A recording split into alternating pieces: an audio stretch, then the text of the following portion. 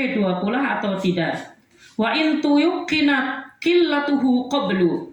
Meskipun sebelumnya dia yakin kalau air tersebut kurang dari 20, lalu kemudian diperbanyak. Qablu, ya qabla syakki. Ya. Air tersebut tidak najis bimula qatinatsin ma lam yataghayyar bihi, dengan kejatuhan najis selagi air tersebut tidak berubah. Wa inistuhlikatin najasatu fihi, meskipun najis tersebut dihancurkan dengan air tersebut. Ini bahasanya muter, tetapi terjemah singkatnya kayak gini. Air yang lebih dari 20, meskipun itu hanya perkiraan, tidak bisa atau tidak menjadi najis hanya dengan kejatuhan najis yang tidak merubah atau tidak mempengaruhi air tersebut.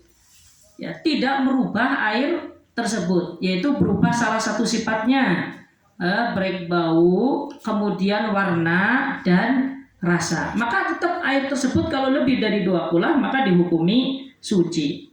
Wala yajibut taba'udu an najasin fi ma'in katsir, dan tidak wajib kita menjauhi najis pada air yang banyak. Ya kayak kemarin itu ya, gambarannya sebagaimana jawaban daripada pertanyaan kemarin. Itu penjelasannya seperti itu.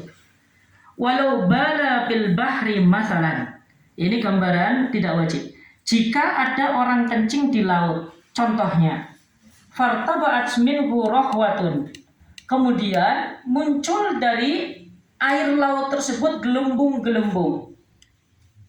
Fahiya najisatun in tahaqqaqa annaha min ainin najasati. Maka rohbah tersebut itu dihukumi najis kalau dipastikan muncul daripada air kencing tersebut.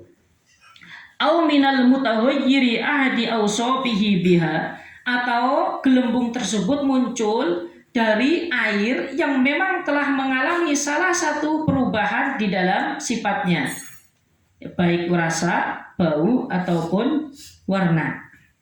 Wa illa, dan jika tidak, fala, maka tidak dihukumi najis. Ya, ini maksud daripada ini ya, maksudnya adalah ya, gelembung yang berada di atas air ini terkadang muncul karena dari sesuatu yang najis.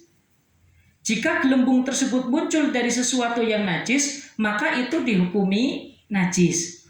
Dan jika muncul dari sesuatu yang tidak najis, maka itu dihukumi tidak najis. Contoh misalkan busa sabun, tetapi yang tidak digunakan untuk mensucikan sesuatu yang najis. Ya, kalau memang ya bahan-bahan yang digunakan untuk sabun tersebut adalah bahan suci, maka ya tetap kita hukumi kalau hal tersebut adalah suci. Sebagaimana gelembung-gelembung yang ada di air laut, tetapi ini muncul karena memang adanya benturan air, adanya gelombang yang besar, lalu muncul gelembung-gelembung tersebut, maka ini tetap dihukumi suci. Beda memang gelembung yang ada di air, tapi memang ini disinyalir adalah gelembung yang muncul dari kencing manusia. Nah, kalau semacam ini baru dikatakan najis. Dan ini pun syaratnya harus bisa dipastikan ya. Tetapi kalau kita tidak bisa memastikan, misalkan kita itu berjalan ke laut atau ke air, lalu kita melihat gelembung-gelembung di dalam air, kita tidak tahu apakah ini adalah gelembung yang muncul daripada air secara natural atau memang muncul dari air kencing orang yang memang kencing di air tersebut. Ketika kita tidak mengetahui secara yakin, maka itu tetap dihukumi suci. Karena kita mengambil hukum yang asal, li'annal asla fil ma'i at-taharatu. Karena hukum yang asal di dalam air itu suci. Ini namanya metodologi istinbatul hukum dengan cara istishab. Walau turihat fihi